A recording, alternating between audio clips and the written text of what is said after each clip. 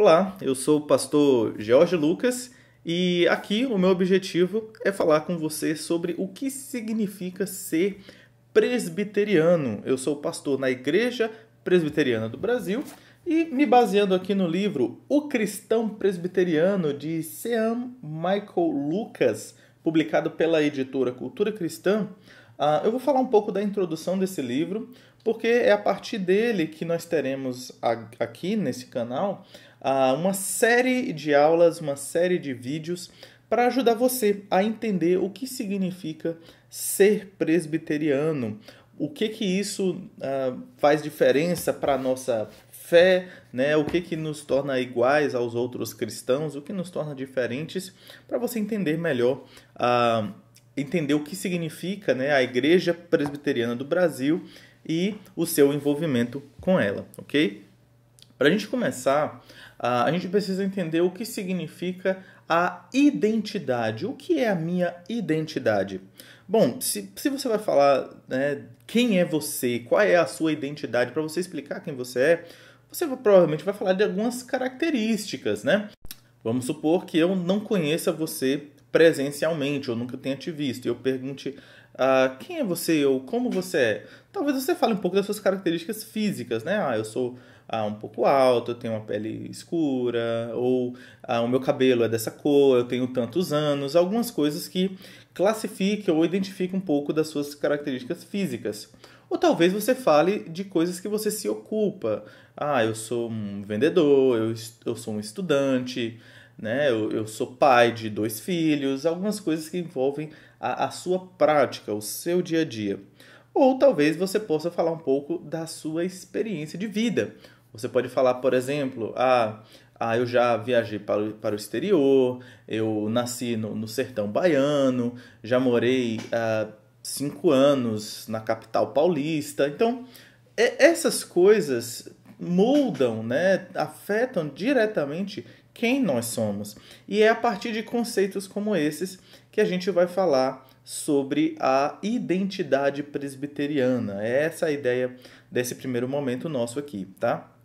Então, por identidade, a gente pensa basicamente em 3 áreas, né? A gente pensa primeiro na área de convicções, que tem a ver com o que se pensa, com o que se crê. Tem a ver também com as práticas, que tem a ver com o que se faz, com a rotina.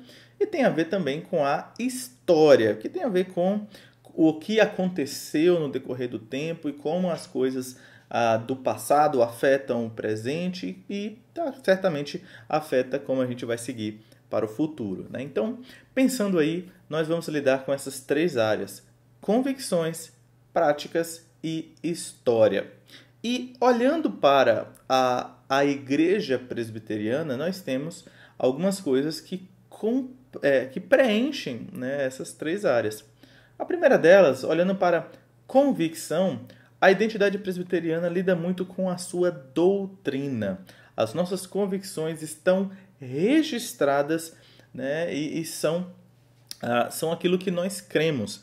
Talvez você pense, se você é cristão, então a sua crença é crer que a Bíblia é a palavra de Deus, que Deus é um só, né? Ou até mesmo identificar Deus como uma trindade, Pai, Filho e Espírito Santo. Ok, isso é ótimo. De fato, essas são as doutrinas muito fundamentais da fé cristã, e dessa forma os presbiterianos se identificam sim como cristãos, como evangélicos, de uma maneira mais abrangente. E isso é importante a gente lembrar, porque quando nós falamos o que nós somos como presbiterianos, nós queremos sim fazer uma diferença entre nós e os outros cristãos, mas com isso nós não queremos dizer que os outros não são cristãos. O que eu quero dizer é que nós somos diferentes, por exemplo, dos batistas. Mas os batistas são nossos irmãos em Cristo. Nós somos diferentes dos assembleanos, né, de outros meios pentecostais, talvez algumas igrejas que não sejam de denominações históricas maiores. Nós somos diferentes deles, mas nós entendemos que eles sim podem ser verdadeiramente cristãos, nós podemos nos identificar com eles como como cristãos, né? Ainda que tenham diferenças. Então, esse primeiro ponto é importante porque a gente não quer criar nenhum tipo de rivalidade ou de disputa. Não é, né, de fato, o nosso objetivo aqui. O objetivo é falar de qual é a diferença. O que difere um outro cristão de um cristão presbiteriano? Aí que entra o nosso objetivo, né? E se tratando de convicções, então, nós temos algumas convicções que são mais particulares do presbiterianismo, ainda que também, olhando para algumas coisas mais específicas, outras denominações, outras igrejas podem crer de igual forma, mas essas eu creio que nos diferem um pouco. Então, a primeira delas, nós temos algumas aqui que são destacadas, mas a primeira delas tem a ver com uma soberania de Deus, a soberania de Deus de maneira absoluta. Nós cremos que Deus é aquele quem criou todas as coisas e que governa sobre todas as coisas. A forma como a soberania de Deus age no mundo e os detalhes de cada uma dessas convicções e os próximos exemplos também, a gente vai ver no decorrer das próximas aulas. Mas, já adiantando um pouco, a ideia da soberania de Deus, a ideia da soberania de Deus tem a ver com o governo de Deus sobre todas as coisas. Tudo que acontece está debaixo do governo e do controle de Deus. Não existe nada neste mundo que Deus foi pego de surpresa ou que Deus gostaria de fazer algo e não conseguiu. E dessa forma nós cremos que tudo o que acontece é de acordo sim com a vontade de Deus. Até mesmo aquelas terríveis catástrofes, até mesmo algumas pessoas que são salvas, outras que são condenadas. Todos esses detalhes estão debaixo do governo de Deus. É claro que isso levanta já algumas questões de como isso poderia ser justo, como é que isso pode ser correto. Isso talvez não faz sentido para quem ainda está conhecendo, mas faz sentido sim, nós podemos demonstrar isso biblicamente, né? Veremos em breve, né? Uma das primeiras aulas nossas. Um outro ponto tem a ver com a prioridade da graça. E é importante falarmos sobre prioridade da graça, porque acreditar na graça de Deus é algo que é compartilhado entre os cristãos de maneira mais geral. Isso significa que nós cremos que as coisas boas que Deus faz conosco não é por causa do nosso mérito. Nós não merecemos a bondade de Deus, mas Deus escolheu ser bom para conosco. E essa escolha, não sendo por mérito, ela é por graça, né? Ela não é algo que nós poderíamos, por exemplo, exigir de Deus, mas Ele livremente escolheu ser bondoso conosco. Então, essa diferença é muito importante. E só que nós cremos na prioridade. Prioridade da graça significa que quem agiu primeiro foi Deus. Se hoje nós temos um relacionamento com Ele, não é porque eu escolhi Deus e Ele simplesmente me aceitou. Existe esse aspecto também. Mas antes disso, a graça de Deus já agiu em minha vida, colocando circunstâncias para que eu ouvisse do Evangelho, para que eu conhecesse uma igreja e agindo em meu coração, regenerando meu coração antes que eu pudesse até mesmo olhar para Ele como um ser admirável, como um Deus glorioso, como aquele que eu pudesse entregar a minha vida como sendo a real esperança de vida. Isso veio acontecer, né, por causa da graça de Deus que agiu prioritariamente em mim. Então, nós acreditamos na prioridade, né, na primazia da graça de Deus. Uma outra coisa importante em relação às nossas convicções é a relação da aliança, né, de como Deus se relaciona com o seu povo. E como é que Deus se relaciona? Quando nós olhamos para o todo da Bíblia, né, nós podemos nos identificar porque Deus se relaciona conosco de maneira individual e olhamos para as Escrituras e percebemos alguns padrões de como Deus se relaciona com o seu povo também. Essa forma que Deus se relaciona é a sua aliança. É a forma como Deus se relaciona através de pactos. Essa é uma palavra que talvez possa causar um pouco de estranhamento, mas nos estudos da teologia ela é um pouco mais comum. Então, é importante você estar familiarizado com essas palavras, né? Pacto não pode ser uma palavra assim que causa um estranhamento, ainda que possa ser em um primeiro momento, mas só para você entender, pacto e aliança são a mesma coisa, né? São apenas palavras diferentes para falar da mesma ideia, de um relacionamento de promessa, mas também de ameaça, de comprometimento de Deus com o seu povo. Por exemplo, a gente tem alguns exemplos de quando Deus se relaciona com o seu povo e diz: olha, se vocês forem fiéis, eu vos abençoarei. Se vocês esquecerem de mim e se entregarem aos outros deuses, eu trarei castigo sobre vocês. Isso são alianças, são pactos, né? E nós acreditamos na importância dessas alianças que começou desde o Éden, desde o início de tudo e se estende até os dias de hoje. E nós, através de Jesus Cristo, temos uma aliança com Deus. Então, em todas as Escrituras, né, nós temos alguns momentos cruciais, mas sempre nós vemos Deus se relacionando com o seu povo através de alianças. E então, a aliança que mais tem a ver conosco em relação a Cristo Jesus, né? Porque é o ápice de tudo e tem a ver com o nosso momento hoje, e isso se dá principalmente no nosso envolvimento com a igreja. Então, a forma como nós entendemos a igreja do Senhor Jesus também é uma coisa diferente. Nós entendemos que a igreja é o povo de Deus, né? Nós entendemos que a igreja ela se estende por todas as gerações. A igreja de Deus não é algo que simplesmente é uma igreja local, em um endereço específico, mas a igreja de Deus também tem a sua abrangência, que vai para além de um ponto específico, uma cidade específica, para além de uma denominação federal, né, no país inteiro, mas a igreja de Deus tem a ver com todos os cristãos. Isso incluindo um relacionamento também entre famílias. E nós cremos que faz parte da igreja visível, a igreja que nós podemos identificar os crentes, mas também os seus filhos. Essa é uma coisa diferente porque outras denominações, por exemplo, acreditam que a igreja se dá apenas por meio daqueles que são regenerados, aqueles que são cristãos e professaram a sua fé. E nós cremos que faz parte da igreja também aqueles que, ainda que não tenham professado sua fé, frequentam a igreja por causa de seus familiares, por exemplo. Isso é algo muito importante para a nossa doutrina. E então, nós temos um outro ponto de nossas convicções, que são os sacramentos. Nós entendemos que o Senhor Jesus estabeleceu alguns rituais. E aqui nós temos outra palavra que talvez possa causar algum tipo de desconforto. Então, nós fazemos rituais, né?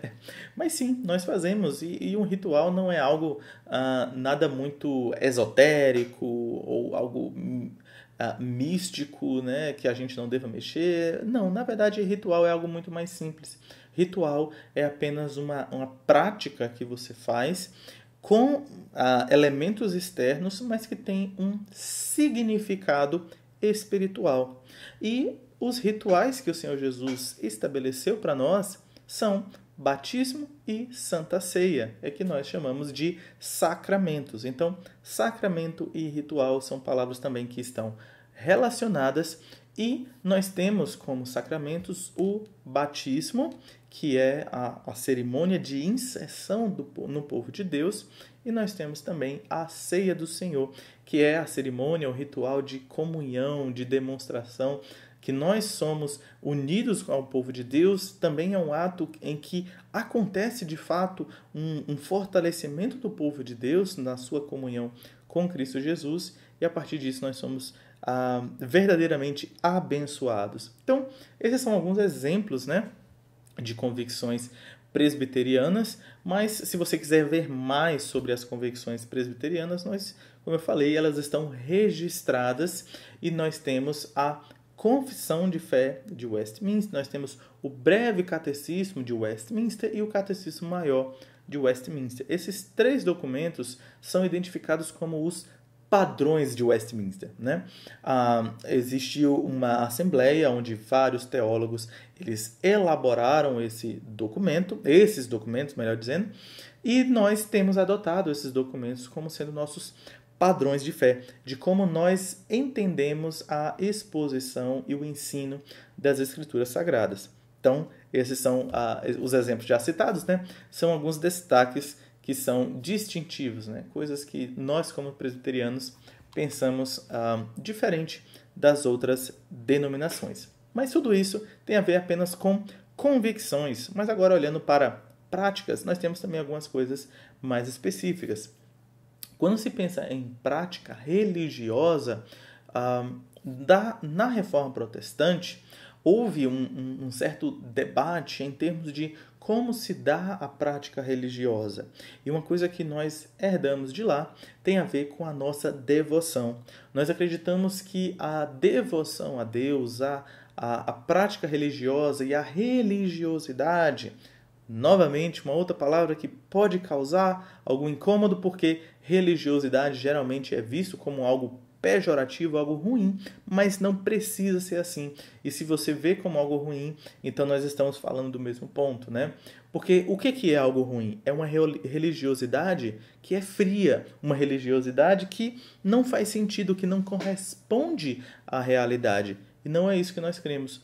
Nós cremos que a prática religiosa deve ser lidada como algo real mesmo, né? Algo de coração, algo que envolve nosso envolvimento e alegria em Deus. Então nós cremos em uma devoção real, uma entrega de coração a Deus que envolve todo o nosso ser. Então esse é um dos pontos em relação à prática presbiteriana.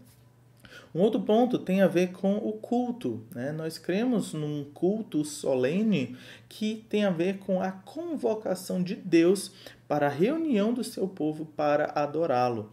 Nós cremos na importância do culto como um momento em que Deus fala com o seu povo, em que o povo é edificado como comunidade e todo o culto deve acontecer, deve proceder regido pelas Escrituras. Esse também é um distintivo no sentido de que nós não cremos que qualquer coisa pode ser permitida no culto, contanto que não tenha sido proibida nas Escrituras, né? Então, aí algumas pessoas vão perguntar certas práticas. Isso pode acontecer no culto? A Bíblia não proíbe, então pode. Não é assim que nós pensamos. Nós pensamos pelo outro lado. O que deve acontecer no culto? A Bíblia ordena isso? Não.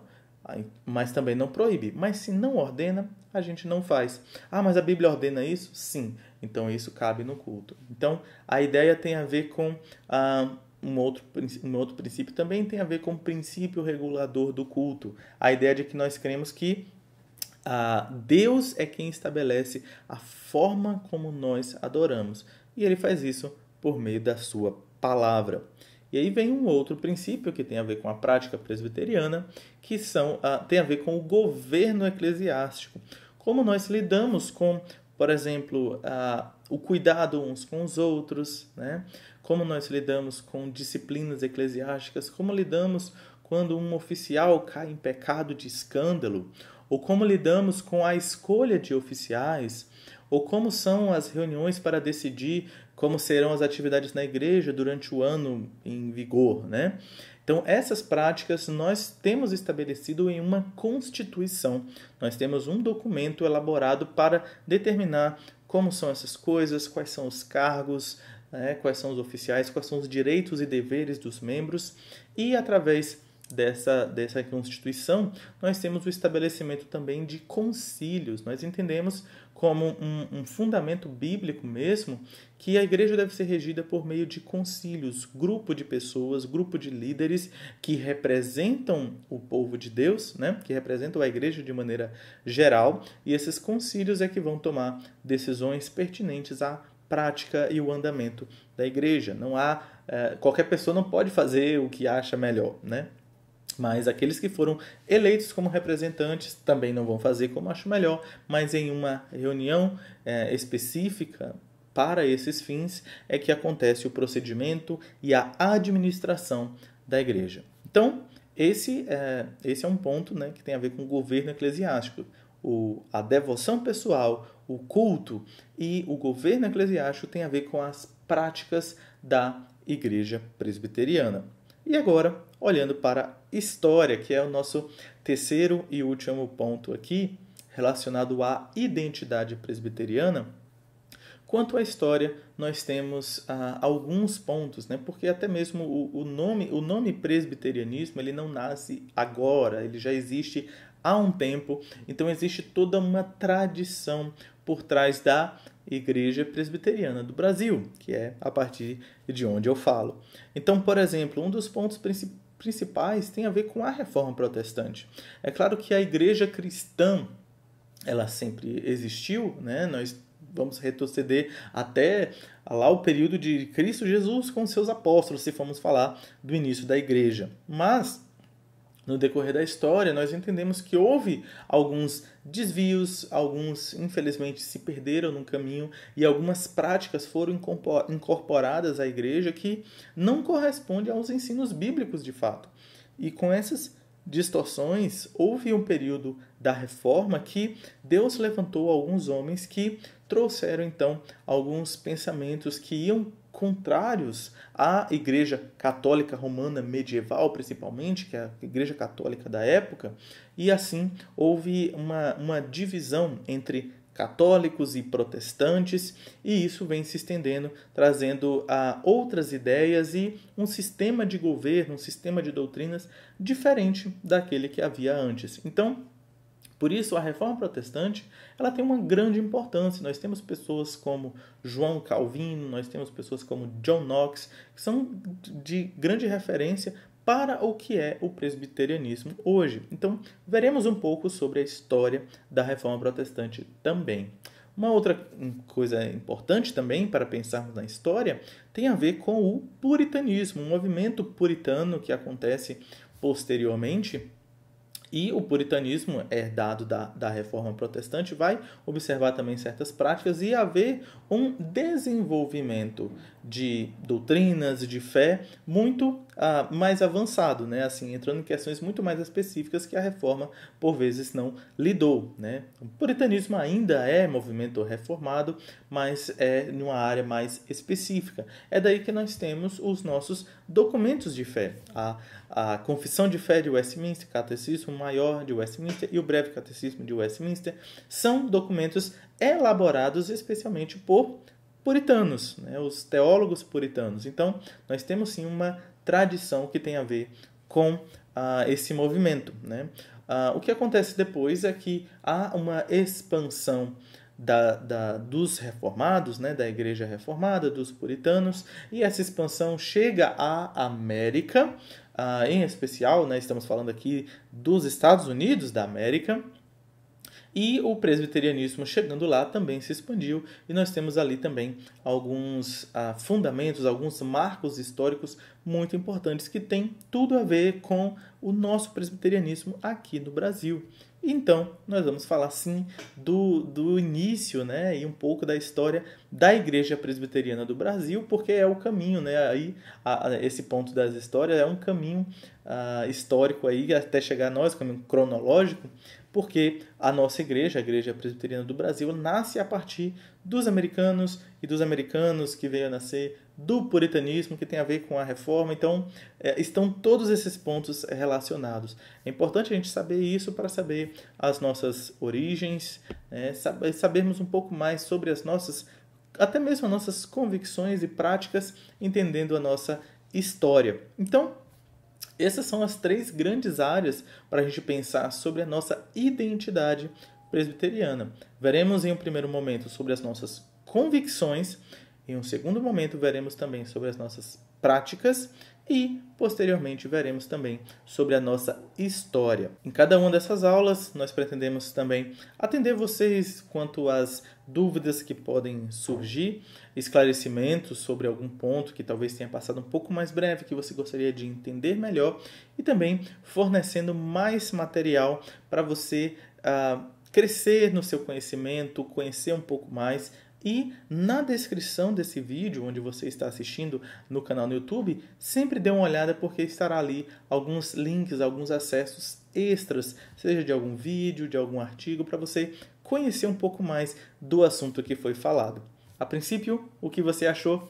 Pode também deixar o seu comentário. Não esqueça de deixar o gostei aí no vídeo, porque isso vai ajudar esse vídeo a alcançar outras pessoas também, para que elas possam assim conhecer também sobre a nossa doutrina, sobre a nossa prática, sobre quem nós somos como presbiterianos e abençoá-los também.